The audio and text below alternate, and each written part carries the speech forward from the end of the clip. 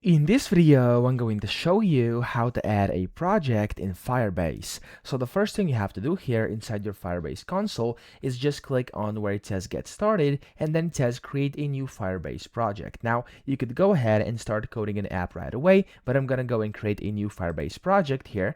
It's gonna ask you for a project name. I'm just going to name it tutorial project for this tutorial. There we go. And then you want to click on continue, and it's going to ask you if you want to enable Gemini in Firebase. I'm going to click enable and then click on continue again. And then here you can also enable Google Analytics for this project if you want to. Click continue again. Then you will have to select and create your Google Analytics account if you want to, or just connect one. Click on connect or create project, and it's going to basically start preparing your project. And whenever this loading section here is done, which usually doesn't take that long, it usually takes like less than half a minute, then when that's done, when it comes to the very end, your project has basically been added and created, and you can then use it to basically achieve whatever you wanted. So that's how to do it. That's pretty much it. I hope this video helped you out. If it did, please subscribe to the channel and help me out as well.